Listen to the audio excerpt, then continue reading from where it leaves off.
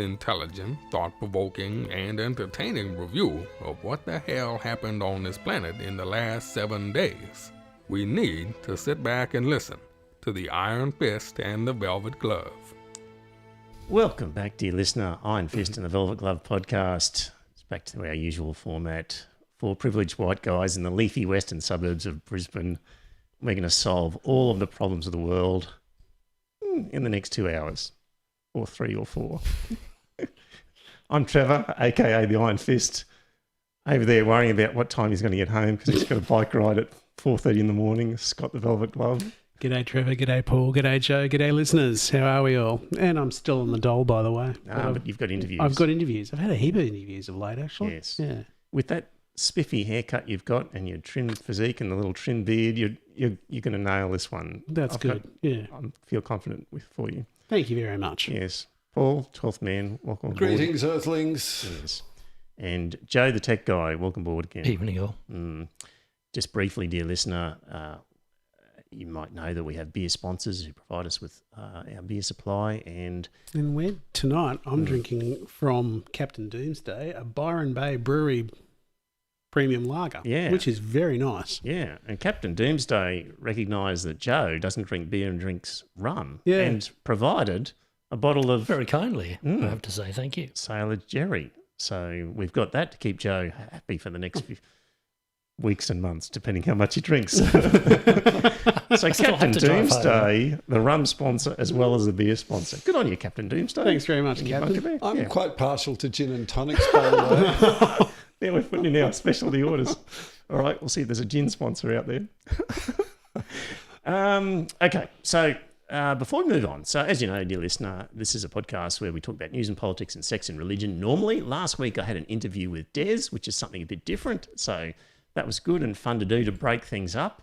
And got some feedback from Matt, which was good feedback, which was basically, I've got in full in the show notes here, but basically paraphrasing, just saying, you're not so sure about everything that Des was saying, starting to, get borderline quackery in his sort of words. So he was saying that ketogenic diet stuff was particularly painful for me to listen to. Language such as, it's all about your biochemistry. There's no good cereal out there. It's what it does to your blood chemistry, body not in balance, multinodal effects, synergistic effects, entourage effects are meaningless words. And he thought Des crossed the line a little bit there at different times. Read it in the show notes. Good points, because Matt had his bullshit detector flashing, and let's face it, I'm not going to go on a no-carb diet. I'm still... eat quite a high-carb diet, I think, but I do a lot of exercise, so maybe that's different. But then again, I've got Crohn's disease, so maybe if I hadn't been eating all those carbs, maybe I wouldn't have Crohn's disease. Who knows? Anyway, there's a link in the show notes. This from Matt saying, if you want a good website for information on medical-based pseudoscience, I recommend quackwatch.com, and there's one on low-carb diets, and I've got a link there. So he says, love your work. It's a massive weekly effort. Thank you, Matt. And he, a bit later on, sent me another message saying that Mandy Lee Noble, a dietitian based in southeast Queensland, was speaking on a podcast, and he's given a reference to the podcast, The Skeptic Zone, episode 532, at the 33-minute mark.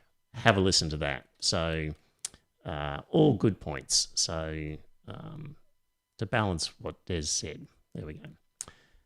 Right. The other thing, just before we get into the topics, is I need a break, and Christmas is coming up. So I reckon next week will probably be our last episode of the year, where there'll just be the four of us sitting around, and then we're going to take a break for 3 or 4 weeks. And I've got one recorded interview, which I just have to clean up, and that'll come out at some stage during the break. And otherwise, we'll have a bit of a break. So if you don't subscribe to this podcast, you should subscribe. And that way, the next episode after next week will pop up automatically in your feed. So we'll have a bit of a break, and we're going to need a break because next year's going to potentially be busy, gentlemen, on the religious privilege front, because there's an article in the Australian where Australia's faith leaders are urging Scott Morrison to put the implementation of a Religious Discrimination Act at the top of his political agenda next year, warning their congregations would hold the Prime Minister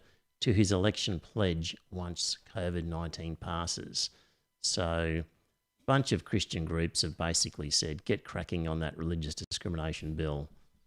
So they want the news to Temple of Satan, do they? Well, that's where we're going to be very busy. So, yeah. So anyway, there's going to be pressure on Morrison to get that going. He doesn't seem to have much else on his agenda, so I'm a bit worried because he's got nothing else to do. He's got nothing else to do. I mean, once the pandemic's behind him and that sort of stuff, which we're already rolling out vaccines in the United Kingdom as of today. So, vaccines will hit here in March, I think. We'll probably have the country basically vaccinated by September. So then it'll all be behind us. But, I can't think of anything else that he actually went to the election with. No. He's got nothing on. They'll go back to their usual diatribe of beating up welfare recipients and all that sort of stuff. They'll go back to that saying, the pandemic's over, you ought to all be working by now, otherwise, you're just bludgers. Yes. Anyway. So I think just because they have nothing else on, they might do it. So we'll see. Exactly, yeah. Right. And just one that quickly came across my inbox this afternoon, and I'll just slip this in. Dear listener, of course, we're going to talk about China and Australia and our relationship. That's going to be a big one. But before we get to that, I'll just quickly slip in this other topic, which is down in Victoria, Daniel Andrews is trying to get through some legislation on gay conversion therapy, outlawing it. So there's a bill in front of the Parliament which, as I believe, has not yet been passed, but it's in discussion. So that's causing a split amongst the Liberal Party in Victoria as to how they deal with it. And can we get the religious leaders and convert them to being gay? Maybe they are maybe. Already, and the more they shout angrily at the gay people, the less there'll be suspicion. That's true. Yeah. So sometimes that happens. Viktor Orban's deputy or whatever he was, the member of the European Parliament in Belgium. Yes. He was arrested for... The cops were called to a noise complaint and that sort of stuff to a party that was being held in Brussels.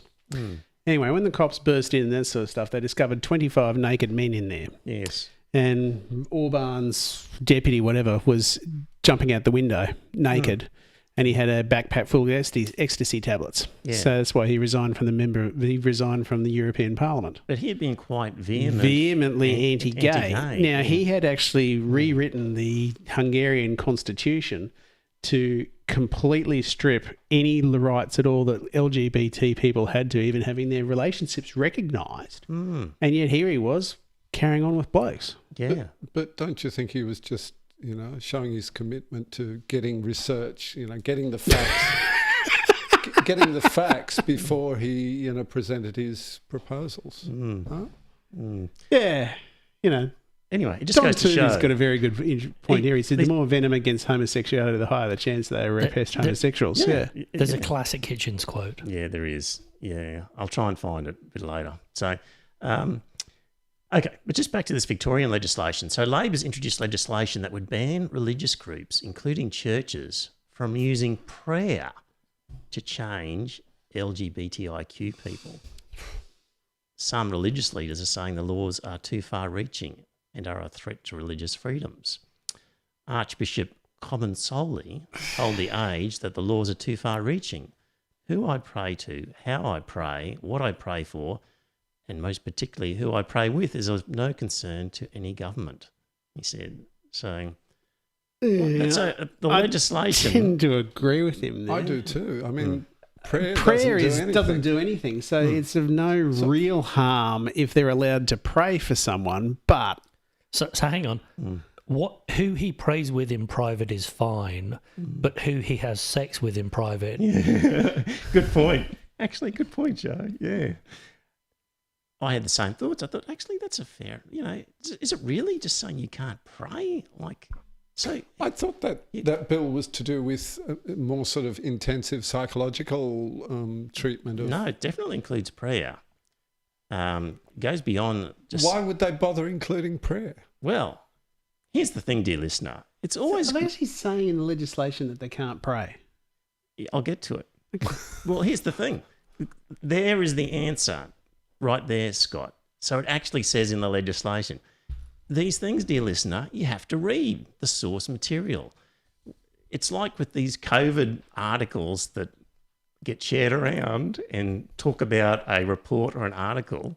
You actually have to go to the source material and just have a bit of a look. And hey, if you're not a trained lawyer, you might make a mistake in reading it. And if you're not a trained sort of doctor of medicine, you might make mistakes in reading the medical scientific journal. But at least you'll be another step ahead along the track of working out what's going on. So the beautiful thing of the internet is you can quickly find a link that will take you to the draft legislation. And what it says in Section 5 is, in this Act, a change or suppression practice means a practice or conduct directed towards a person, whether with or without the person's consent.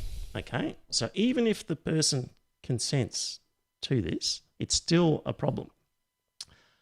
So it's a practice or conduct directed towards a person on the basis of the person's sexual orientation or gender identity for the purpose of changing or suppressing the sexual orientation or gender identity of the person, or inducing the person to change or suppress their sexual orientation. So basically, a practice or conduct with or without the person's consent where you're trying to change or suppress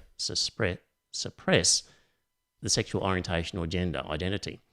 A bit further on, it says that for the purpose of that section, a practice includes carrying out a religious practice, including but not limited to a prayer-based practice, a deliverance practice, or an exorcism. I like that last bit. Spinning heads. So it's basically saying a practice where you're trying to persuade somebody about their orientation or gender, and it includes carrying out a prayer-based practice.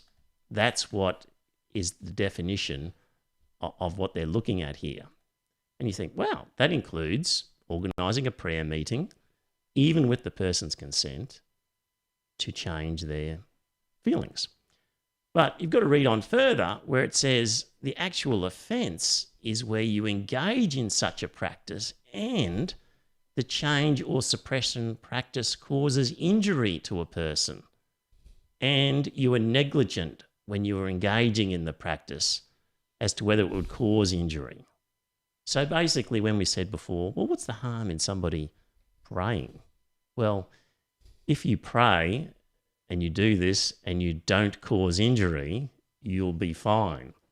But you run the risk that if somebody can prove they were injured through mental stress or whatever as a result of this, then you're in trouble. So it's up to somebody to sort of prove an injury. Well, I suppose if words are bullets, prayers can be like knives, can't they? Well, it depends. If you've got someone in the middle of a prayer circle and you've got all these dickheads around there praying away the gay and that sort of stuff, that is, I would have thought that would break this law because they're praying for that individual and that sort of stuff. Well, it's a definition of a suppression practice. Exactly. But the offence only occurs when you do that and it causes injury to a person.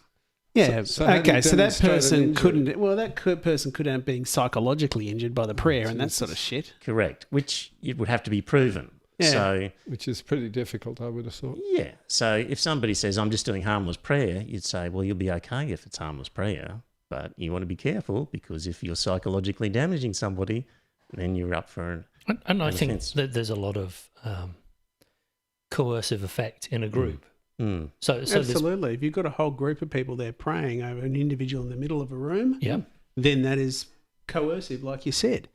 That's why it doesn't really matter whether you've got consent or not from the individual, because they're recognising that coercion exists. If it's someone off there privately praying in their own room and that sort of stuff for such and such a soul, like, you know, I'm sure my late mother prayed for me and that sort of stuff too when I came out, but, you know... And how did that go? It didn't work. It's just... I can understand what this bishop was saying there and that sort of stuff, saying that who he prays to and that sort of stuff is his own business. But if you actually got a guy in the middle of a group of people who are all out there praying and that sort of stuff and laying on hands and blah, blah, blah, blah, blah, that could actually be causing a significant amount of psychological trauma to him, especially if he's only a 15-year-old kid or something like that. Mm. The other thing associated with this is there's also sort of ancillary laws about not organising something that could be taken to be this sort of event. So there's other sort of restrictions that way. So there we go. I understand. It's where actually a Idris is law coming against from. praying, in a sense. I found the Hitchens quote if you want. Yes, it's about the guy on his knees in a toilet. Yeah, go on. What is it? Yep. Whenever I hear some big mouth in Washington or the Christian heartland banging on about the evils of sodomy or whatever, I mentally enter his name in my notebook and contentedly set my watch. Sooner rather than later, he'll be discovered down on his weary and well-worn old knees in some dreary motel or latrine with an expired Visa card, having tried to pay well over the odds to be peed on by some Apache transvestite.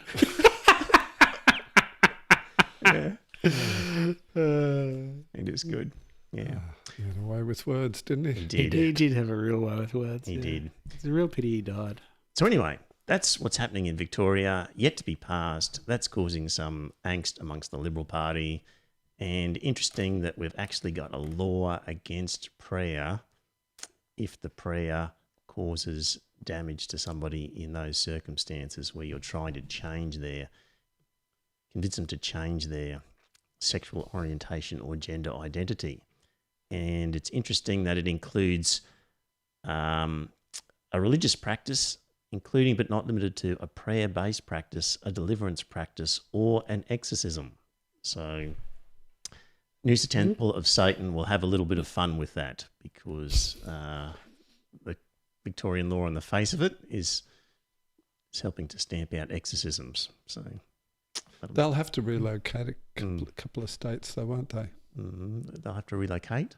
Well, they're in To Noosa. Victoria. Right. What the law actually says is you can't take somebody out of Victoria with the intention of avoiding this law into another state and then doing the practice over there. Oh, so, really? Yeah, it says words to that effect, where Have if you you're Victorian residents and you go to another state From For the purpose of Wodonga to avoiding- Albury. for the purpose of avoiding this section, you're caught, mate. Yeah. Have you seen the documentary Kidnapped for Christ? No. About these teenagers, rebellious teenagers, being taken down to the Caribbean and South America Right. for conversion, not necessarily sexually, but a lot of it is Right. Christian camps to set them on the right path. Oh, it doesn't surprise me. And it Well, at least they're in the Caribbean. right. Well, yeah, absolutely. Yeah. Paul, you just sent something this afternoon. Argentina is creating a wealth tax to help pay for their COVID response. Thought that was interesting. Yeah. So Argentinians with considerable wealth, and it looks like it's sort of 2.5 million. Or 1.8 million pounds. Yep. I thought that was a rather low threshold, didn't you? Well, they're going to be paying up to 5.25% tax on Of their their wealth. income or their wealth? Think of their Or wealth, It but didn't give much detail, It did didn't. No, it was the BBC. But anyway, it looks like some sort of wealth tax to pay for the problems caused by COVID-19 in Argentina. There's only 12,000 people that have actually got this sort of money. I was going to say, So they it actually- may seem to be a low threshold, but I don't think there's many millionaires in Argentina. No. Mm. Argentina used to be one of the wealthiest countries in the world, but, because of dictatorships and that sort of stuff, they've lost it. Mm. They Yeah. still have the tango. They've still got the tango, yes. Yeah. Right. Okay, I'm just going to skip over that. And all right, let's talk about China-Australia relations. So, dear listener, if you're listening to this in a few years' time and you're going through the back catalogue, we better sort of just get you up to speed with what's happened. So, well, we've got a Brereton inquiry going on in Australia that's basically highlighted that it looks like our SAS troops in Afghanistan have committed some pretty serious atrocities. Absolutely. And we're also in the middle of a diplomatic war of sorts with China. Mm-hmm. And one of the higher ranking Chinese officials put out a tweet. Is that Well, right? he He was lower ranked, but Lower he ranking. wasn't.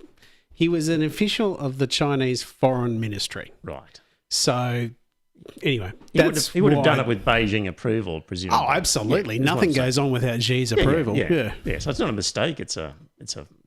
Anyway, it was a tweet which he basically took a meme which he'd seen or one of his colleagues had concocted. No. It was constructed by some Mm. young Chinese guy who does this quite on a regular basis.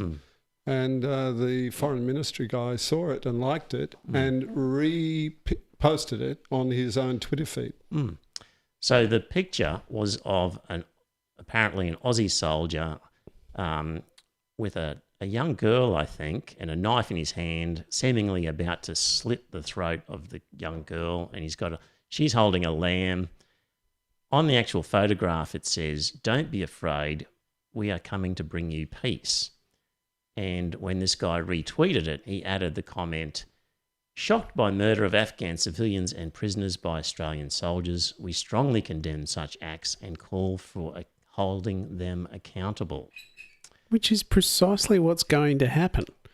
Now, this whole thing started because of an open, transparent investigation that was headed up by Brereton, who was a former New South Wales judge, wasn't he?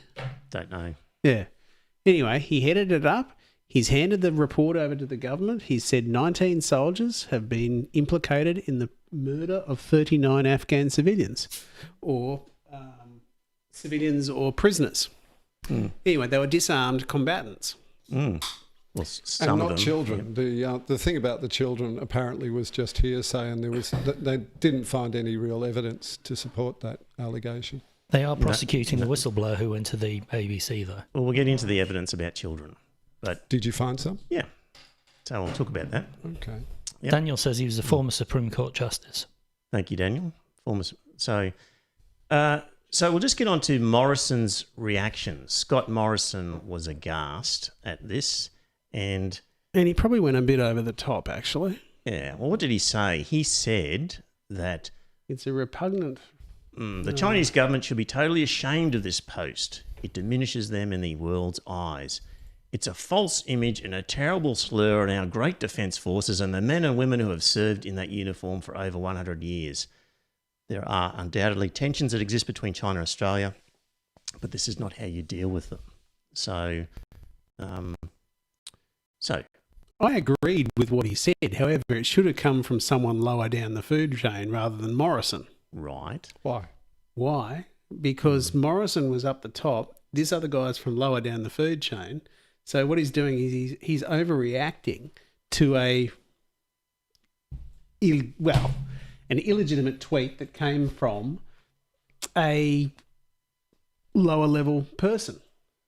The guy was not that lower level. No, I know he wasn't that low He was level. a fairly prominent person in the foreign ministry. So Yeah, I know, but he wasn't worth the Prime Minister dirtying his hands on it. Maybe if you'd had a situation that Maurice Payne, is she our Foreign Minister? Yep. Yeah. Maybe Maurice Payne could have got up and said, this is offensive because of ABC, and we want China to take this post down. Then that would have been preferable to having Scomo lose his shit the way he did. I just got to find the section. Sorry, I'm just a little bit, little section I had about the actual history of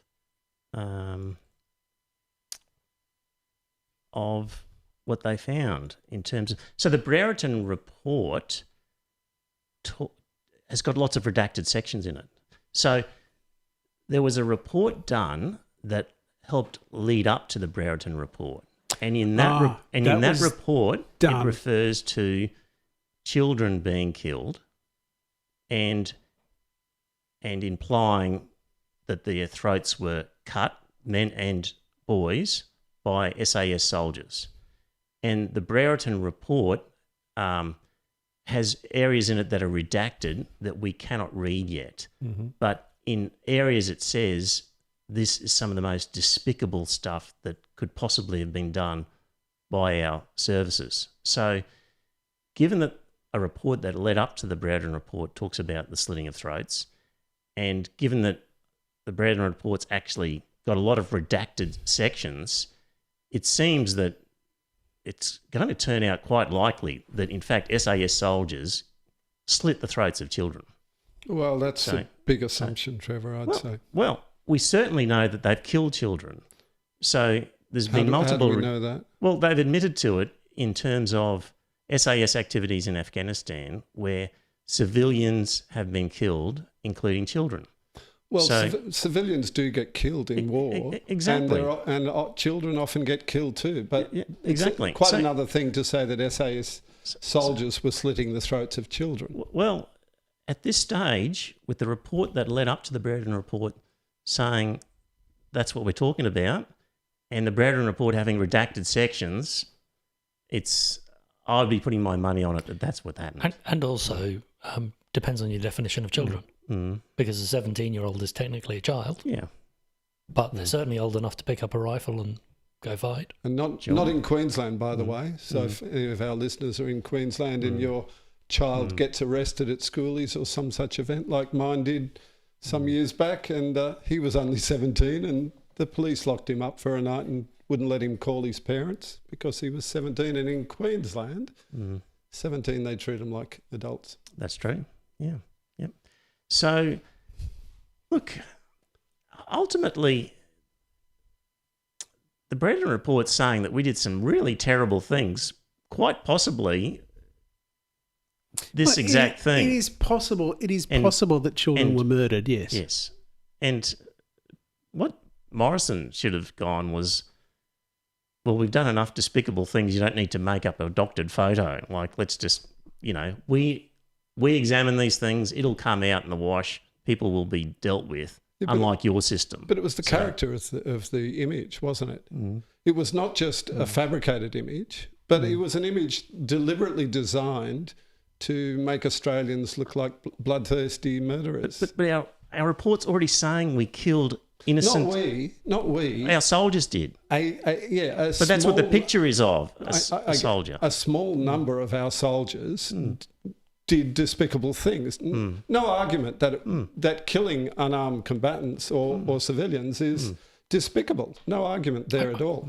I think if Scott Morrison had said, it looks like there were some horrible things that happened, but unlike China, we actually face up and run a report. Yeah. Exactly. That's the response it should have been. Yes. But to say this is an outrageous slur when we've just had slur. But we've just had a report that's basically made the same slur. No. The photo was not based on the report. The photo was a constructed image of a soldier with an Australian flag over what looks like other dead corpse, bodies, several of them. And, this child holding... I'm not sure why you thought it was a girl, by the way, but anyway. I thought I read somewhere it was a girl. I didn't read... A little girl holding a lamb? No, Well, the only I read pictures a of it is- child holding a lamb, but anyway. The only picture I've ever seen has been all blurred out, so I couldn't tell if it was a girl or a boy. And this doctored image of an Australian soldier saying, "We come in peace." I mean, this is an incredible slur. You don't think so? But it's characterising what our own report is saying has happened.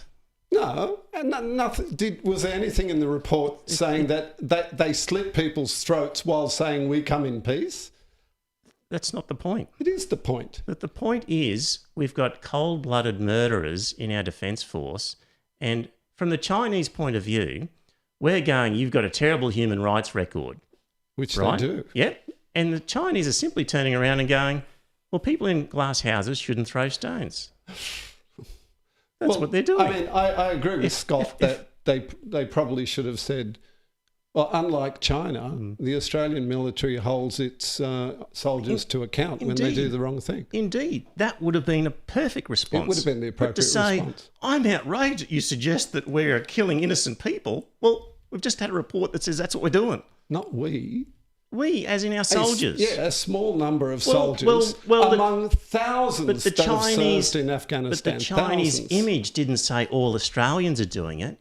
The Chinese image says Aussie soldiers are doing it. Trevor, it had this soldier with an Australian flag draped over dead bodies and an Australian soldier with his Australian... You're wanting to exaggerate the meaning of their Yes, their it was image. very symbolic, and it was very deliberately It was symbolic. clearly referring to the Brereton report, was it not? It was referring to Australia as a country Weren't they making the of point? people who pretend to be peaceful, but, murder children. Weren't they making the exact point that I've just said, that you guys are telling us we've got terrible human rights record. Yes. You're not so clean yourselves. This is what you guys are doing. Yes. Isn't that what that image is saying?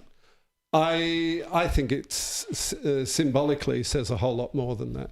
I think it's simply saying you guys aren't so clean. Your soldiers in your own report are doing this sort of stuff. Yeah. So don't be so high and mighty, is what it's saying. Well, I don't think China's put that much thought into it, actually. I think they've just taken this and they said, this will be fun. Let's see what we can do. And they've just tried to kick the bear and that sort of stuff. Well, I think they're going, fuck you guys. We're sick of you complaining about us when you're not so clean yourselves. And that part is you want to throw unsurprising. dirt at us? Here's some dirt back. Yeah. Is what they're doing. And that's fine, but I honestly believe that Morrison would have been better off standing up to Xi and saying, well, unlike China, if something like this happens, Yes. our military is going to go through an open and honest and transparent exposure, and we will find out where the hell has all gone wrong. Yep. Now, did China ever have a report and that sort of stuff into the actions of the PLA in Tiananmen Square? Maybe they did, but it was never made public. Of course they wouldn't. It was never made public. It was a terrible thing. Exactly. And what did we do afterwards? Well, we allowed the Chinese that were living here to stay here permanently. And what else did we do? We kept selling them stuff. Kept selling them a whole shitload And we kept of stuff. letting them buy stuff. Exactly. And we just said, life continues. Didn't we? As everybody expected, Didn't we? After the dust settles, everybody just says, Didn't we? back to business as usual. No, everyone thought that China was going to end up being this liberal democracy and that sort of thing. Everyone just thought that China was Not going after to that, go... they didn't. No, up to that point. Yeah, but my point is, after that point, what did we do? we We sold them even more stuff. Back Exactly. to business as usual, yeah. Yeah. Here's an order form. Please sign. Yeah. Yeah.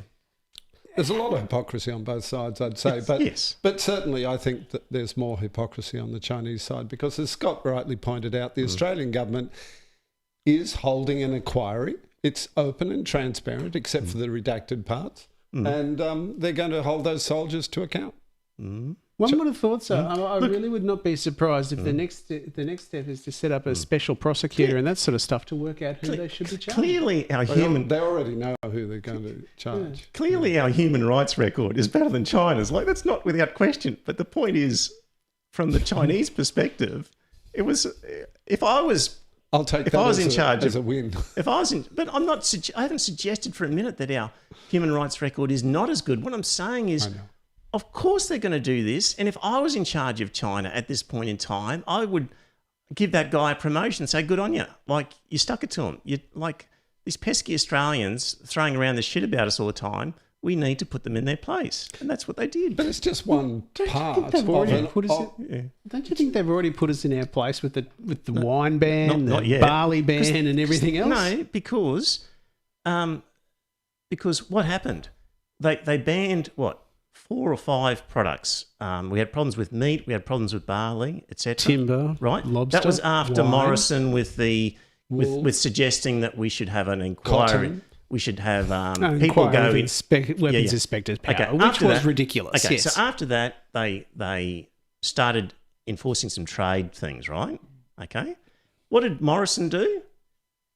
Go to the Japanese and spruik up this defence pact. Very sensible, I think.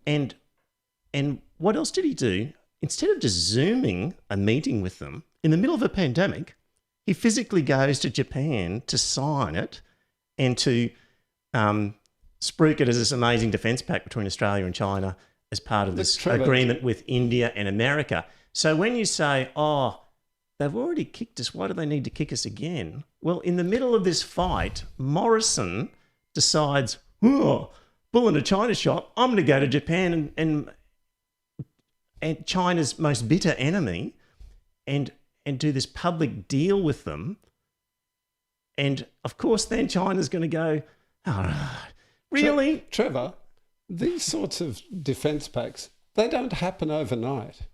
This was always going to happen. Of course. He didn't go to Japan to rub salt in the face of the Chinese. I think bullshit. the timing of it was a You can little bit. conclude it whenever you like. Happen. You can conclude it whenever you like. So you still think you're still fixated on Morrison saying this weapons inspection type powers. Well, yeah, do you think is. it's all about that? Do you? I it's think part a lot of of it is, yeah. I think that's just one it's little part of it. fragment. I don't think it's all of it. This was always going to come to a head. I think it's part of it. It was always going to come to a head because the Chinese are expansionist in their region and they have been pushing. We have been pushing, or the Australian military has been pushing back. The Australian government's been pushing back. It was always going to come to a head. And there was this deal with the Japanese has probably been in the works for several years. Look, the deal with the Japanese has been in the works for several years, but you have all sorts of options as to when you conclude this. So why delay it?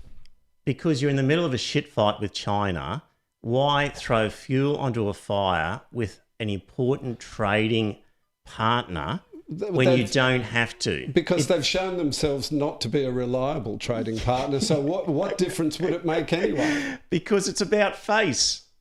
You should understand face and Asian relationships more than anybody. I do understand it. Then you should understand the disrespect that China would view that with. What? You would understand the loss of... Oh, my God. You don't. No. You don't. China would look at that and go, oh, that's all right. Good on you. Hope you enjoyed your trip. Hope you had some good sushi. I totally understand the point you're making about face. I absolutely totally understand that. But the point I make is the Chinese have been acting like dickheads, absolute dickheads, like really, really, pushing the knife in and twisting it on Australia's trade. Yeah. Right?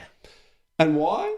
Because they're pissed with us. Because they can. Indeed. And they want to show Australia that if you step out of line or step the wrong way, we are going to punish you. And that's what it's all about. It is. And it's to the other countries in the area as well.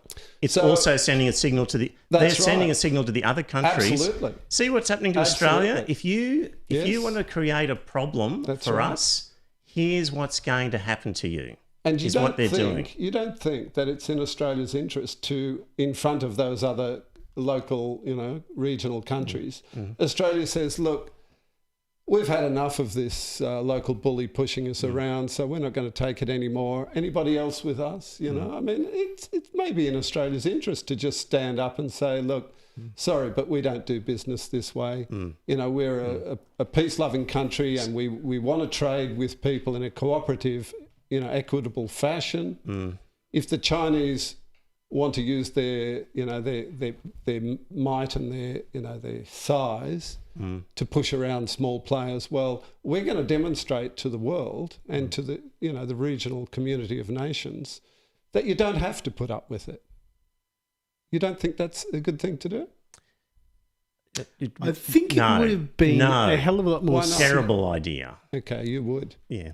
Because you think America is the big bully of the world and China is just some poor developing country. Actually, no, America has nothing to do with this particular issue. Really? Yeah, in the sense of the economy, because... What about the Defence Pact? That wasn't just with Japan. It was with the USA, Japan and India. Yeah.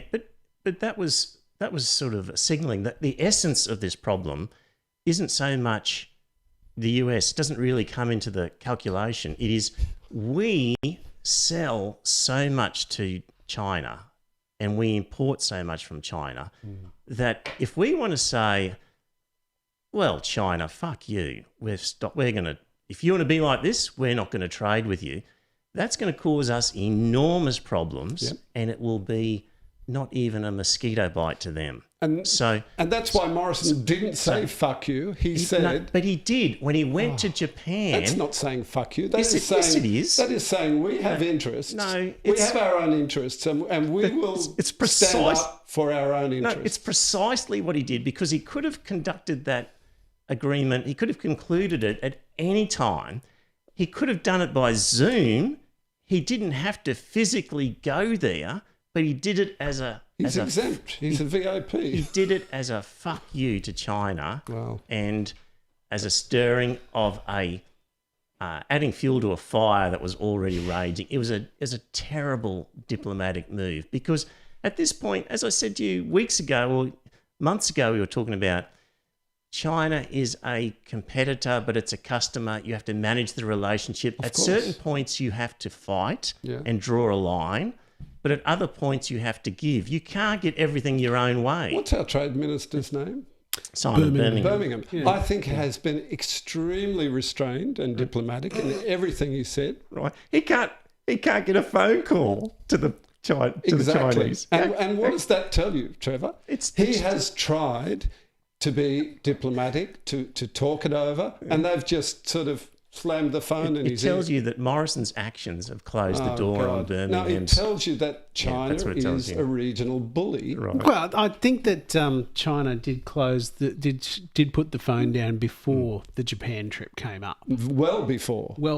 Indeed. So why go to japan and lock the door with three deadlocks? So why not go to Japan? Because it's just made it harder to resurrect the relationship. Not responding anyway. So why not go to Japan? Because it just makes it worse. Oh, come on. It can't get... It'll only get us... It can get worse. Yes, and the point I would make is it will only get as worse as China wants it to be. And you're the man who talks about lockdowns and the effect on the economy and how basically we had to really acknowledge the disaster for people's livelihoods if the economy failed. Well, if they can't go to work and are willing to just throw our economy in the bin. I'm not throwing anything in the bin. Well, that's what you are when you're saying, I want to... rubbish, Trevor. It's the Chinese leadership who is trying to trash our economy. They're that warning us. That is not the same as me objecting to our own government trashing the economy, for Christ's sake. I don't know how you can use that as an analogy. They're being reckless with our economy. Who is? Morrison. No, he's not. He's done... I mean... What he did was reckless. They've done everything reasonable to, to iron out the problems. Do you think I'm an outlier on this? The Chinese are just saying, fuck you, we're not talking to you. Do you think my ideas on this are a real outlier?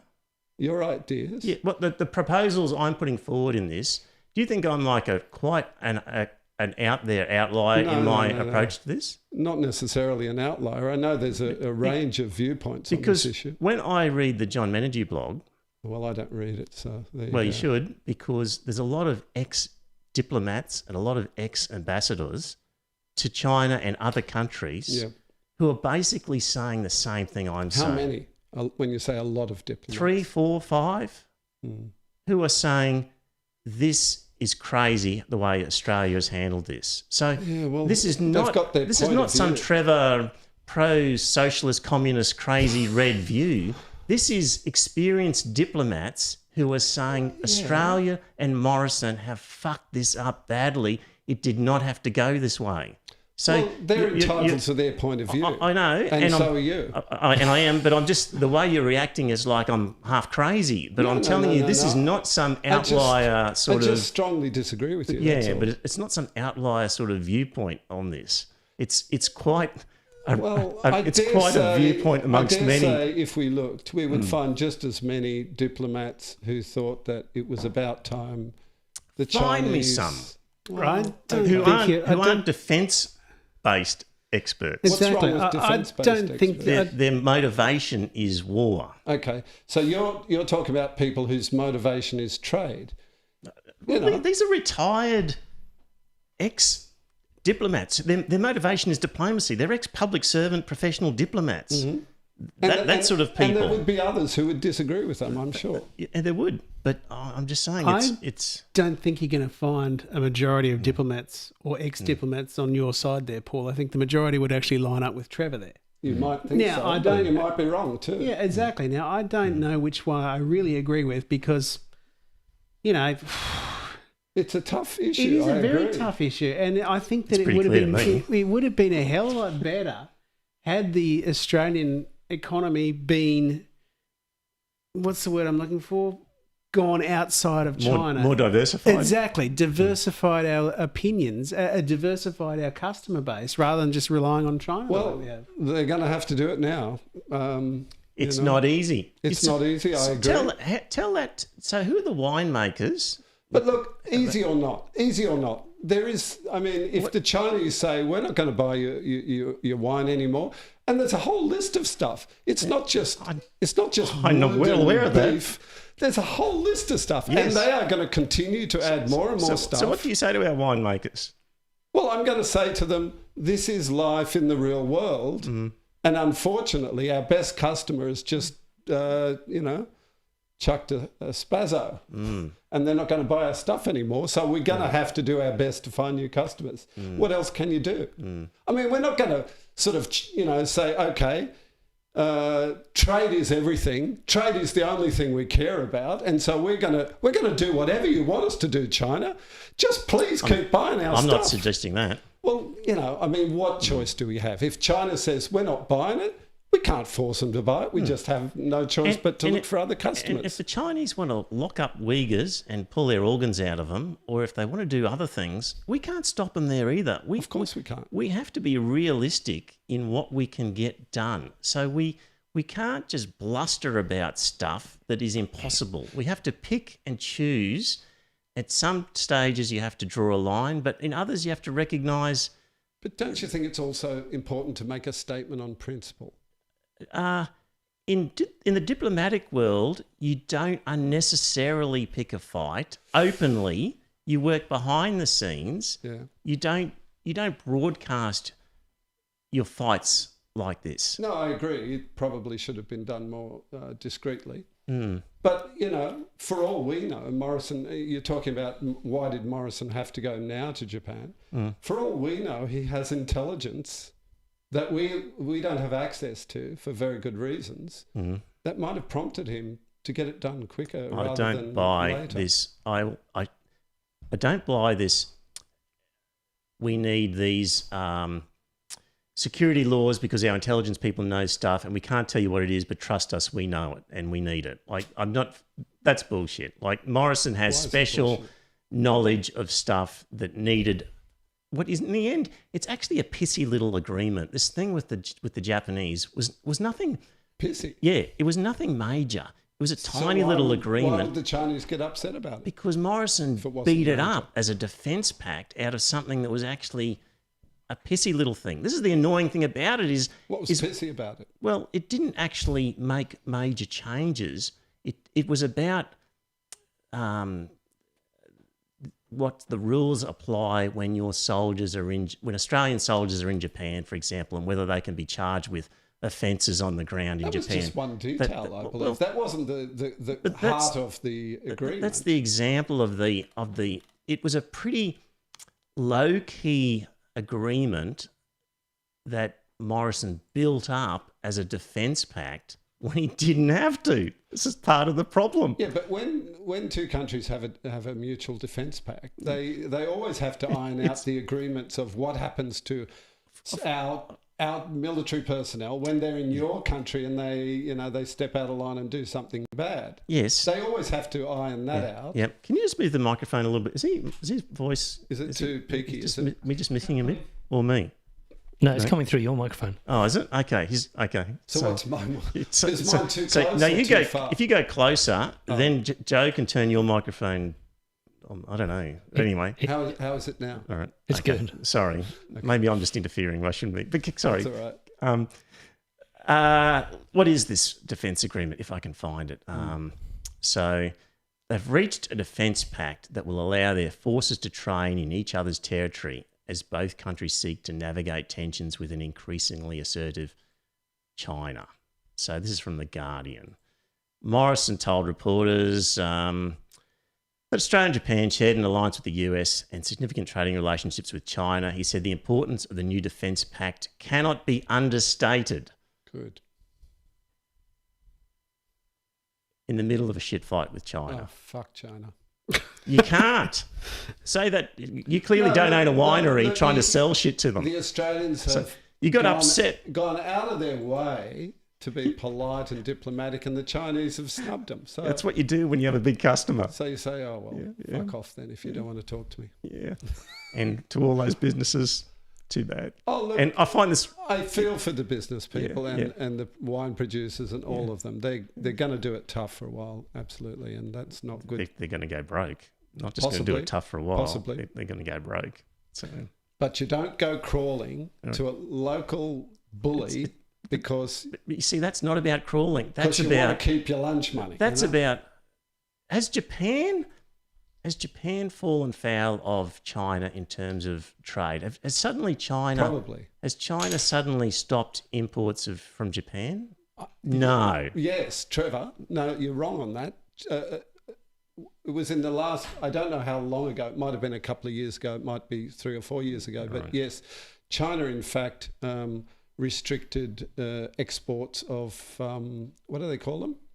You know, these minerals that are quite rare and hard to find. Rare earth metals. Rare earths, yeah. And China actually had been exporting quite significant quantities to Japan for industrial purposes, obviously.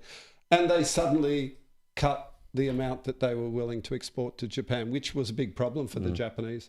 The South Koreans also had a problem. Japan and South Korea have a much better relationship with China than we do now. Okay. And that's because of Morrison. More item. Not so long ago when the South Koreans agreed to base an American missile system, a fairly sophisticated American defense missile system in South Korea, the Chinese were very, very angry. And they, in fact, punished the South Koreans quite significantly in terms of trade punishment. So, yes, they do punish other countries. It's not just Australia. Their relationship is far better with China than ours is. Well, everybody gets punished. They've been clever, much cleverer at it. And other countries are now going to be selling... the US is going to be selling wine and barley and all the stuff that we're not selling because we were stupid enough to be their lapdog. So they'll end up selling the stuff and we'll be the ones paying the price. That's how it'll pan out. I think you're speculating a bit.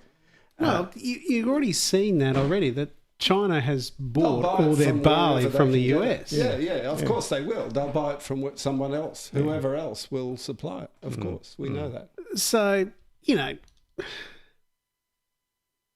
you're both right, unfortunately, but I tend to agree a lot with Paul with what he's saying, but then Trevor's also got some very nagging, very good points over there He's too. good at nagging. He is. It's just one of those things you would love to be able to say to China, go and get fucked, but you can't, you know? They are. And they haven't. So they are the number 2 economy in the world. They're going to become the number 1 economy in the world. We can't afford to make too big an enemy of them. We also can't afford to go grovelling to I them. You don't have to grovel. I agree with you, It's Paul. not about grovelling. Yes, it is. No, That's it's not. exactly what they want, Trevor. And this is what you don't seem to understand. this is The not- Chinese want us to grovel. No, all the other countries in the Asian regions and Japan and Korea are not grovelling. We don't have to grovel. And they've been punished too. We pick and choose our moments. And we've been successfully selling them stuff. But Morrison is such a klutz that he thinks he can throw our weight around when we have no weight. Like we're just a featherweight entering a heavyweight bout. Like we're just getting smashed. He shouldn't have stepped in the ring. I agree that it probably would have been more appropriate for the foreign minister to speak on the matter. But, you know. Well, I don't think that China would have necessarily put out that tweet had we not escalated the tensions with them I disagree. the way we I had. tell you what, the chat room I is disagree. That guy who tweeted that doctored image, he's done it before. I know he's done it before. He has form, this guy. Absolutely. But, as we know, everything happens in China happens with the authority of Xi behind it. Yeah, we're going to have to move So- on. We're going to have to move on a little bit because we are going, as Dire Straits says, how long are you going to go around in circles on this topic? But there was a good As one long as here. it takes, Dire There was a Straits. good one here from Don who said, the rest of the podcast should be done through the medium of interpretive dance. I think we could do that, don't you, Trevor? I think we could. Yeah, I'll go then. So, Just still on the topic, but just moving it on. So basically in the Australian other Murdoch media, they're now claiming that the Labor Party is soft on China. this is ridiculous. Well, they're not that hard, are they? No, I thought Albanese did speak up quite sternly about China. Because he criticised Morrison. He did criticise Morrison, but he also said that China went too far. Yeah. And basically the Murdoch media and probably Spectator. I haven't been keeping an eye on Spectator lately. Ooh. But we're saying things like, well, traitor, he's not going hard enough on China. We need... He's we need... wishy-washy. He really is wishy-washy. Right. Don't you think? Well, what about... Penny Wong, I No, thought. he's not wishy-washy on this. He criticised China and he said Morrison's done a shitty job. I think he's Well, that's quite accurate easy, of isn't that. it? Oh, Morrison's done a shitty job. Well, Dr. No made a career out of it, didn't he? Yeah. Abbott. Yes. Yeah. Speaking of which, it was only 5 years ago, that Abbott signed a free trade agreement With China. with China Yep. and declared, isn't China wonderful? This is the future of us for Australia. It's all just a bed of roses ahead of us as we enter this magnificent partnership with the Chinese. And the union movement and Labor said, hang on a minute, don't like the look of this free trade agreement. This has got stuff that allows Chinese workers to come in here and a few other things. And what did the Murdoch papers do at the time? Say, you bloody racist unions and Labor, you need to support this Chinese free trade agreement. This is our future with China. And then 5 years later, they're going, oh, now you're not tough enough on China. Yeah, It's Orwellian. can be. Because it's So like hang on, are we we're fighting Eurasia or East Asia? exactly. We were always at war with East Asia, apparently. Exactly. It's just a rewriting of history by the Murdoch Empire that says, oh, we're always at war with China. Hang on a minute. Look at your own papers 5 years ago and you'll see a completely different story where you were criticising Labor and the unions for not being pro-China enough. Yeah, but you're talking about how many years ago? 5. Well, I'm About talking 5. about now. Yeah, well, And I'm not a fan of Abbott, as you know. yeah. Anyway, just bear that in mind, dear listener, that it wasn't that long ago. She was here and went around the country to all sorts of places and was Went being... to Tasmania and that sort of thing. Yeah. Exactly. Even And to Tasmania. And since Whitlam, every Prime Minister has made a trip to China. Exactly. The first one who won't go. Sometimes on a submarine. Yep. Even before Whitlam, yeah. And Morrison will be the first who'll never go because he won't get an invite. So there you go. Oh, Good fuck job, Scott Morrison. Yeah. Oh, Jesus. Terrible. Well, I'm not a fan of Morrison, but I think He's at completely last he's stuffed shown this. some resolve. He's completely stuffed it. So, Disagree. yeah. He has gone into it like a bull in a china shop, though. He has really gone at it too hard. I don't know. He made one statement, and that was it, and he hasn't said anything since. Right. Yeah. What in the chat room have we got here? So anything good in there, Joe? Can you flick through it and tell us any comments that we should, if you could please just roll through them and just as we proceed, just let us know if there's any good ones that we should have referred to. So, right, dear listener, I haven't mentioned the patrons in a long time. So here's how it works, dear listener, if you're new to this podcast, is you get about 20 to 25 of them for free. So if you've been listening to this podcast for 20 to 25 episodes and you're pretty much committed every week, you love it, you don't miss a show, you look at your podcast app and you go, fantastic, Iron Fist and Velvet Glove, I'll listen to that straight away. If you've been doing that for about 25 episodes and you're not a patron as yet, then here's what I would like you to do, is either become a patron or Or a beer sponsor. or go to your podcast app at this moment and click the unsubscribe button and just go away, okay? Because if you don't get that we're actually producing something of value worth $1 a show after all this, then you're not doing me a favour or the guys You a favour. make it sound so cheap. Yeah, that's right. It is cheap. If it's not worth $1 a show and you're at that point, just go away. If you sort of flick in and out, you don't really, sometimes you'll just see what the topics are. And That's not okay, diplomatic, Trevor, saying just go away. Yeah. If you don't like our terms, just go away. That's right, but it's honest. So yeah, but if you're in and out and you're not really that, you're not committed, fair enough. But if you're committed and you haven't chipped in, time to stump up. And if that doesn't sound like a good idea, then just go away. All right, but we've had some patrons over the time, starting way back from the 5th of February 2016 was Sean, the one and the only. Good on you, Sean.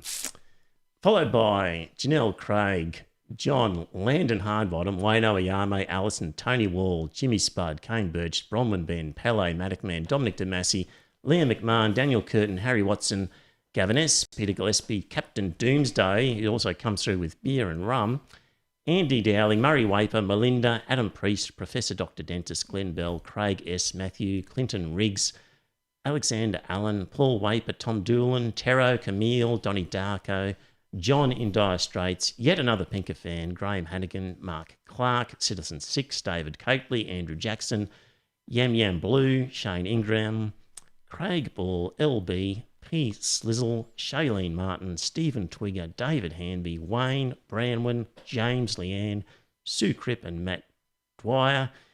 That's all the patrons. If you think you're a patron and I didn't call out your name, it's because your credit card's expired. You need to get back on there. Smiley Al Klinger does our intro. Thank you, Smiley Al. And non-patrons who do it through PayPal have been Dean and Was, and the beneficiary, Mr. Anderson, Matt Mann, Anne Reid, Jared Terry, Obrad Puskarika, Darren Giddens, Watley, and Greg Clark. So thank you. And also some beer sponsors over time have been Was, Wayno, Landon, Bronwyn, Dave, Adam, Landon, again, Caitlin, Zach, Captain Doomsday, Glenn Bell, Steve Shinners, Mel, Dire Straits, Steve again, Brett from Mount Isa, and Paul Waper. So all of those people, thank you very much. You don't get... It's one of the other things about this whole deal that I ask you to sign up and be a patron. You actually won't get your name mentioned that often, but that's because it's boring for everybody else to hear it, you know. So, but every so often, once in a blue moon, we'll mention your name. But we can scroll it across the bottom of the screen during the episode. We could do that, but in our hearts, you know that we appreciate it. So there you go. Thank you to the patrons, and thank you to the people in the chat room who contribute that way as well. Right. Actually, I've got this little bit about. Here it is. Have Australians killed children? So there's a report in the New York Times. Kabul, Afghanistan. This is 2009. Oruzgan province. 5 children were killed in pre-dawn fighting on Thursday between Australian special troops and Taliban guerrillas. A statement by the Australian military said a number of people have been killed and wounded during this incident. In addition to the 5 children, a suspected insurgent was killed. Blah, blah, blah. A senior military Australian official, Lieutenant General Mark Evans, declined to answer questions about how so many children could die in one attack, or whether the children were killed by shots fired on the ground, or whether they died from an airstrike. So that was Australians admitting to civilian children casualties in Afghanistan. And that sounded like that was not deliberate acts of murder. That sounds like the kids were killed as a result of collateral damage. Yeah, which is what happens when you go to war. It happens when you go to war, but it's not nice and that sort of thing, but it does happen. Yeah, and when we send troops to a country like Afghanistan and say, go and run a war like this, we know that innocent civilians will be killed as a result. Like, we shouldn't be there. We've said this before. Why not? We are achieving nothing. What tribal about groups, the original reason for going there is to get rid of the Taliban? You didn't think that was a good reason to go? The original reason to go there was to do it. Well, the original reason they did. They got rid of them. Not permanently, but now they're negotiating with them to come back into government. You know, the Taliban are like cockroaches. They're never going to go anywhere. You know, I just think to myself, the original justification for going into Afghanistan was justified because they had to get Osama bin Laden out.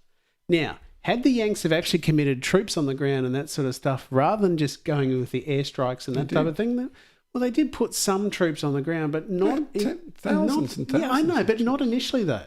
Initially, with the airstrikes and all that sort of stuff, they had Osama bin Laden, they had him lined up and that sort of thing, and they blew the hell out of a whole series of bunkers and that type of thing. And they had him on radio and that type of stuff, and he was sounded winded and that type of thing. And they said, had they have had Navy SEALs on the ground then, they would have caught him or they would have killed him. Then and there, it would have been over. But this is going on for 20 years now. And at the end of once the analysis is worn out, once the analysis is finally completed, we will have achieved nothing over there. Not a thing. Not a thing. Dead Afghans and dead Australians. Exactly. There have been some positive reports coming out of the country over the years about, girls going to school, Absolutely. kids being allowed to participate in sports that didn't exist in Afghanistan, particularly for girls.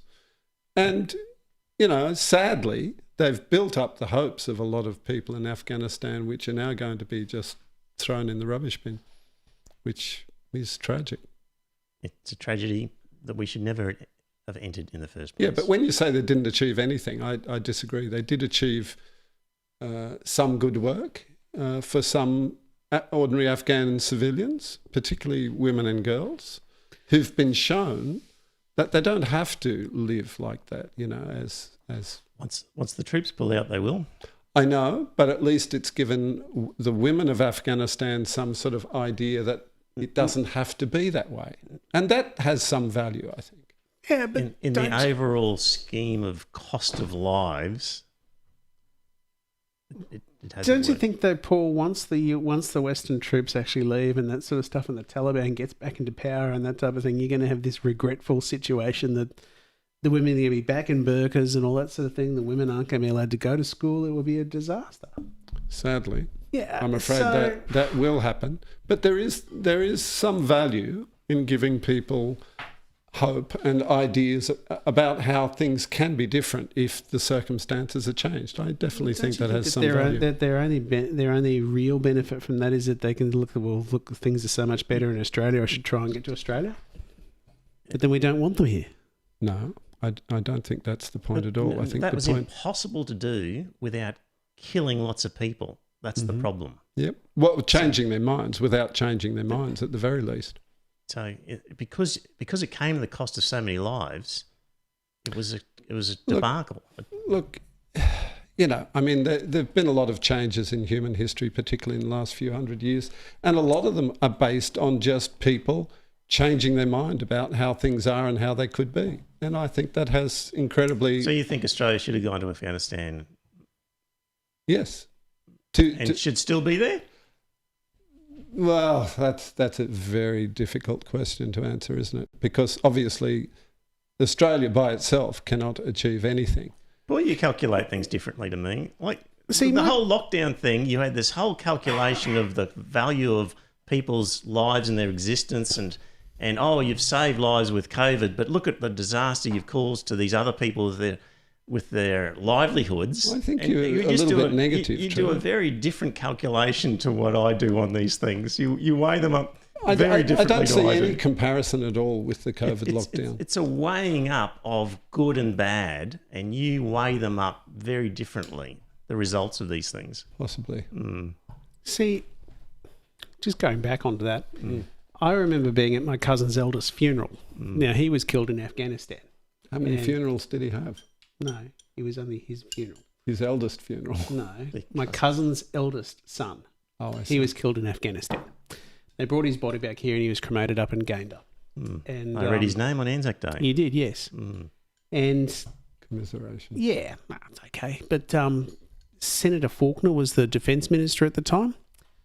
And, I went up to him and said, "Thank you for coming, Senator," and all that sort of stuff. And I just said to him at the time, I said, "Do you really think we're doing the right thing by being there?" And he said, "Oh, yeah, we are." And he looked away from me and all that sort of stuff. I thought to myself, your heart's not in this. Rudd said that was the whole point of WikiLeaks. WikiLeaks produced evidence that Rudd was publicly saying all's good in Afghanistan, and privately to the Americans and correspondents saying, "I'm shit scared about what's going on over there." Absolutely. We're getting completely different stories. Well, he's not going to announce on ABC TV that he's shit scared about Afghanistan, is he? Well, he shouldn't be announcing it's all going well when he knew it was completely the opposite. The same happened in Vietnam. Perhaps, but, he's certainly he's certainly not going to get up on TV and say, "I'm shit scared of He shouldn't be lying about the progress of the war to Australian people. I agree, he shouldn't be lying. Well, that's what he did. WikiLeaks proved that.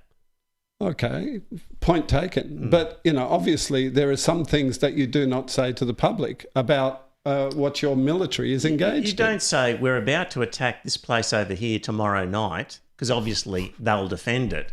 But you can certainly say, You certainly should be honest with the Australian public about what's happening in a war in Afghanistan. Well, he might have been also thinking about the morale of the troops who were actually over there. Yeah. Yeah, So but the didn't morale of the troops outweighs the Australian people knowing the true facts of what's going Don't on. you think that had he It's have given them complete No, it rubbish. doesn't had outweigh it. he have made that assessment to the US and that sort of stuff, and waited 6 months, and given the troops and that sort of stuff over there, look, you've got 6 months, then you're getting out, and then after that, he could have announced 3 months later, saying, "Look, it's not going anywhere. We're pulling our troops out," and that would have been it. That would have been a hell of a lot better than just to continue hanging on the way we have. You know, every one of those. We're in an alliance, Yeah, I know we're in an alliance, but and that's part of it. no, it's not. No, it's that's not. part of New that Zealand's, alliance. New Zealand isn't there. Well, New Zealand's not in the alliance anymore. Well, that's the point. Like, they're going fine, aren't they? Yeah, but New Zealand was They're For the providing- time They're being. showing what you can do. New Zealand was there initially while there was a large UN body there, and that made perfect sense. I agree with you wholeheartedly there. I would rather see Australia be out on their own and that sort of stuff, and just being involved in multinational involvement and that sort of stuff in peacekeeping We're forces. just lapdogs of the US. We rock up Absolutely. to every war that they want to conduct. Well, that's a Absolutely. very negative description of It's an our accurate description. mutually- And it is negative. and it's mutually accurate. beneficial arrangement with the United States. It's, Well, it's the not- last time we it's had not any- to- it's no longer to our benefit. Oh, come on. It's no we longer need it now mutually more than benefit- ever, Trevor. No. And in the coming China could 5 not- to 10 years, China couldn't invade Australia if it wanted to. well, it doesn't necessarily why have to Australia- we invade. should just let them buy the place like everybody else. Oh yeah, great. So So that's why we bought those air to surface missiles and that sort of stuff to sink Chinese ships that are on their way to Australia. it's actually very difficult. China could almost not invade. impossible to China get could here. not invade Australia. No. So Not yet. yeah. So But they are building their military at a furious pace. yeah, and it's a very difficult thing to conduct a sea campaign Oh, across the water. I take that. and that a point, good but- range of submarines is all we need to stop. And we're not going to stop have them till a about Chinese armada. 2050 So that's at the what we rate should they're get being cracking built. on doing. Is get cracking on proper submarines. Yes, not the French So- ones. Exactly. We should have bought them from Japan. I agree. Just before we move on, I found this report, which is Apparently the Japanese subs were too small or something. Was that why they were rejected? No, they were just too small was perfect.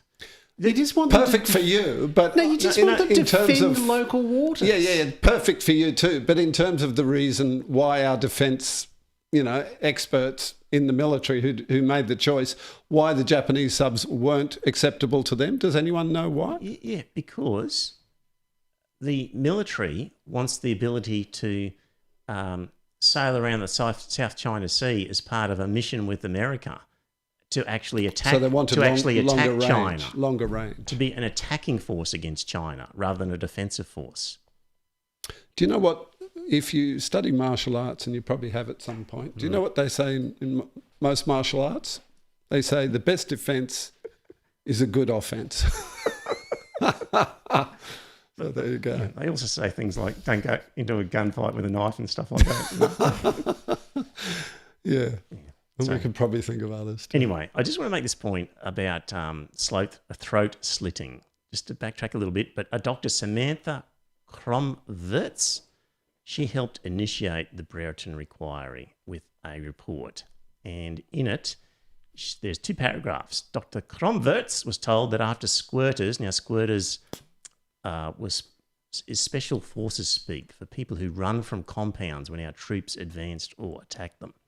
So Dr. Cromverts was told that after squirters were dealt with, special forces would then cordon off a whole village, taking men and boys to guest houses, which are typically on the edge of a village.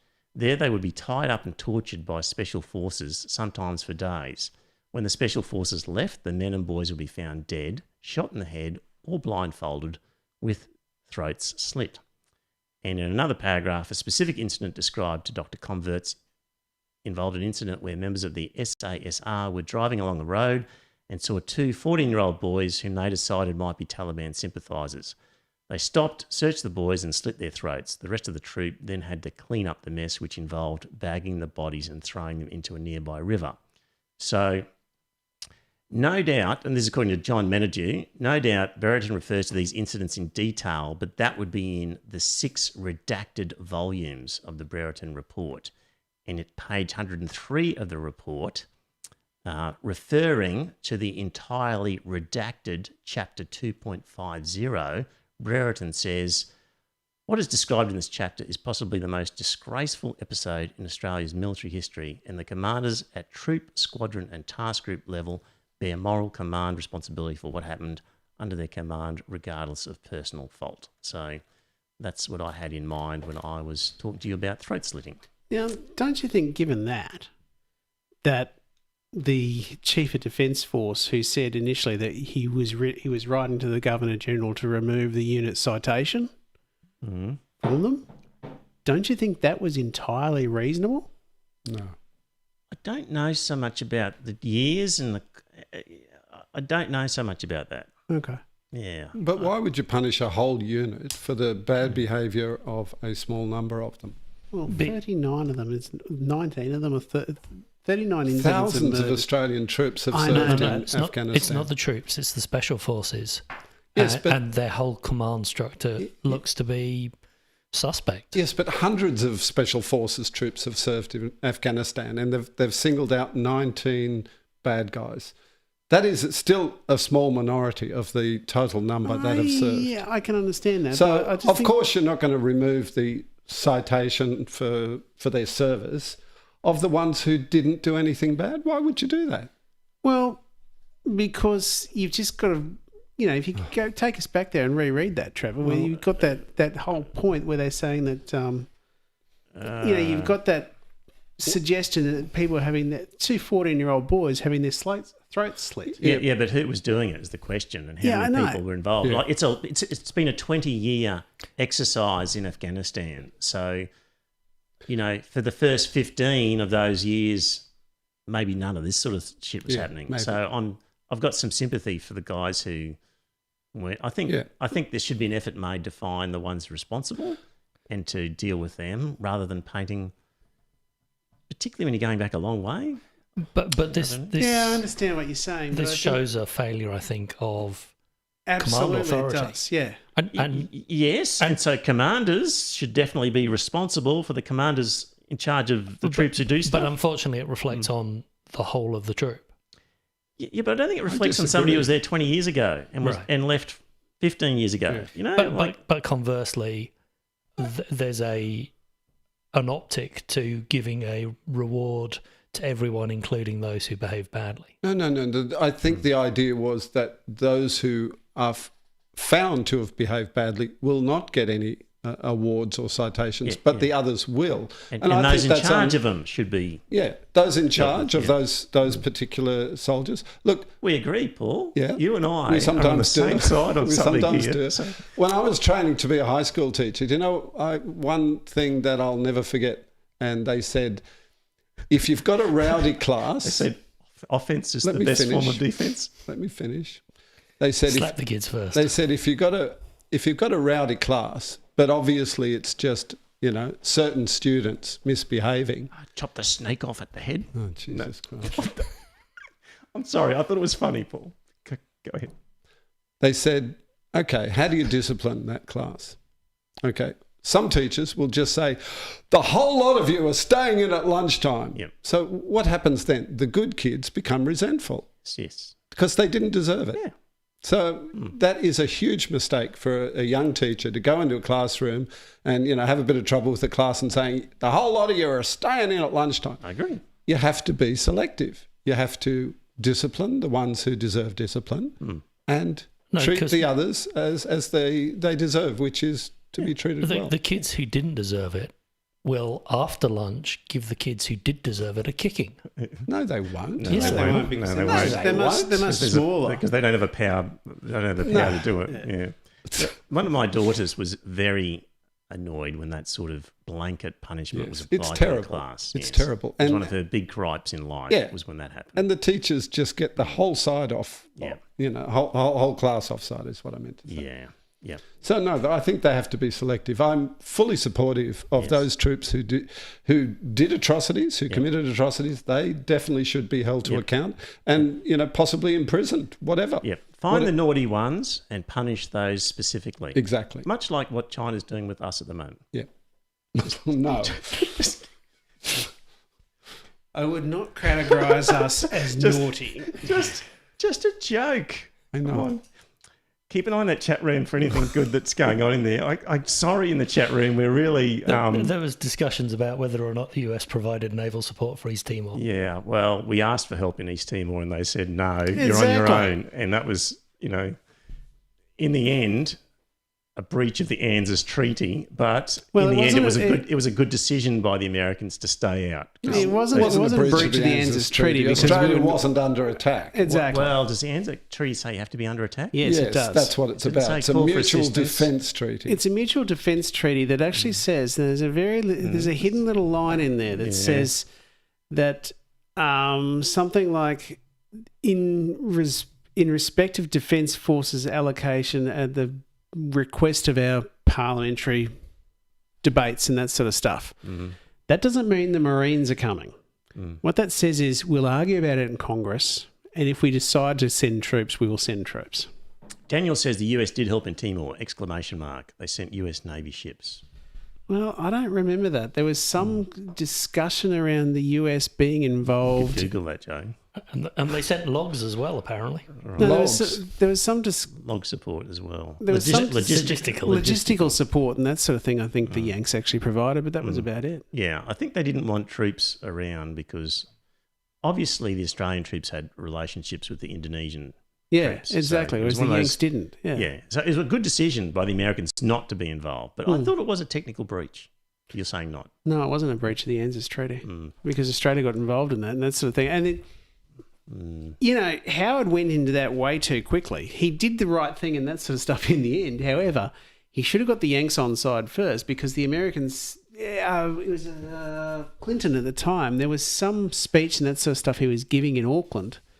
And he said at the time something like, well, depending on Indonesia's attitude and that sort of stuff, we'll have to look at our package of loans and that sort of stuff that are coming down the pipe. And the Indonesians sat back and thought, oh, shit, we need that money. So the Indonesians then started to play ball with the Australians.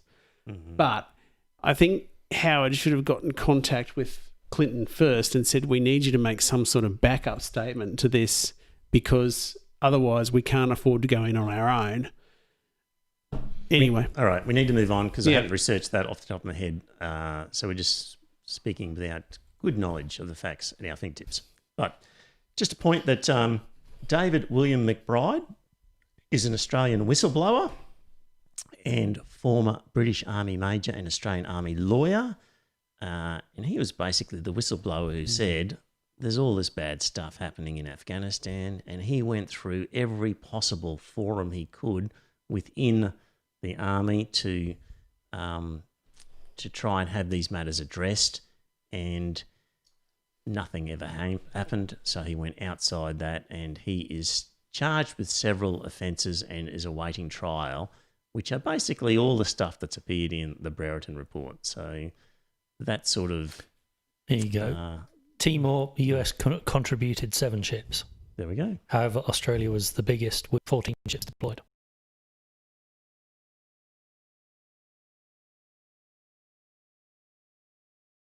Should really do something to stop that because clearly the sorts of stuff he was talking about is what's appearing in this Brereton report. So there's a petition you can sign. They want to drop the charges. Yeah, exactly. And Christian Porter is saying, I'm not going to get involved in that. Right. He's got his own problems to deal with. Yeah. Porter's a fucking tool, isn't he? Yeah. Don't rely on him in an emergency. How are we going? Right. Prisoner swaps. So remember there was that lady in Iran who had an Israeli boyfriend and who was thrown into jail. And then it turns out that we did a deal with the Thailand had some Iranian terrorists, some legless ones, and apparently. We did a swap. So, what do you think, Paul, about a prisoner swap? Is that a good idea? Is that acceptable, good idea, well done, Morrison government on that one, or bad idea to negotiate with tyrannies and terrorists? It's usually a bad idea to negotiate, but in this case, they swap some legless terrorists for a hopefully still healthy young Australian woman. So a good deal? Okay deal? A deal you would have done? I'm happy for her. She's out of prison. Would you have done the deal? I'm not sure. I would have done it. I think it's a good deal. I congratulate the Morrison government. What?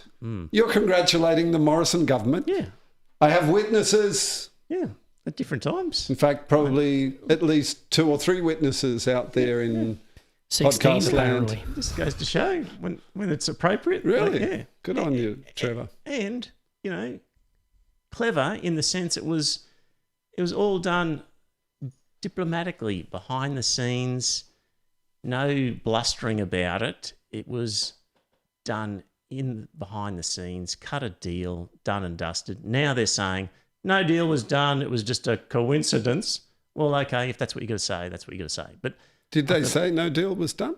officially they say no deal was done because we don't negotiate with terrorists. But obviously... Which is usually a sound policy, I think you'd agree. Yeah, but obviously on the facts, we negotiated with terrorists. So, well, at least the Iranian... government, a terrorist Iranian government, yes. So, so anyway, I think that's a great...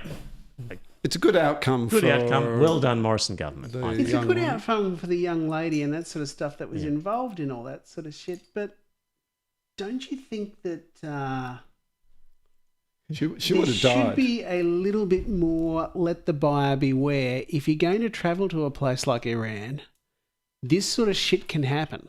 Yep. And don't go with an Israeli boyfriend. Sorry? And don't go with an Israeli boyfriend. She didn't go with her boyfriend. Well, she had an Israeli boyfriend. She had an She didn't go there with an Israeli boyfriend. Yeah. Well, don't even have an Israeli boyfriend. In particular, if you've got an Israeli boyfriend, don't go. Don't be friends with Israelis. I don't think you should travel to the Middle East full stop because the place is completely unstable. Yep. You know, I would love to go to the pyramids, but I'm never going to go. Clearly, if we were even there, to the pyramids. Exactly, yeah. Given what we've said about Islam and all the rest of it, if we went there, we'd be in the Islam fucked, yeah. And you'd be saying, don't do any deals because we deserved it. Is that what you're saying, Scott? Absolutely. They're keeping being stupid enough to be there. Files on us in the Egyptian Secret Service. I don't know. They probably... Are you? I don't know. Anyway. Well, the whole point is looking at you. Right. I don't think I'm ever going to travel to Hong Kong again because of all the stuff I've said about China. I have the same feeling about China. I'd love to travel around China. Yeah. I've been there once and I'd love to go again, but I'm a little bit nervous about going, to be quite honest. Exactly. Not that I know I'm a very, very, very, very, very insignificant part of China's problem with Australia. Mm. However... She was pretty insignificant. Yeah. Mm. You just don't know who they might pick up as a hostage. Indeed. Because, as we know, China has several foreign hostages. Yeah. A couple of Canadians. Yeah. Probably a few others from various countries. Yeah. In the chat room, there's not a lot of sympathy here. So, Dire Straits says, surely a bit of self-responsibility is in order. She was in Iran, or she says, with an Israeli boyfriend, question mark. Not a wise move. With it. But she had one. And James said, but will that only encourage other countries to kidnap and extort other Australian citizens to orchestrate future releasing of other terrorists? I agree. They will do it anyway. We know that. Yeah. So maybe we should have sent a couple of helicopters in to crash in the desert. Yeah. No.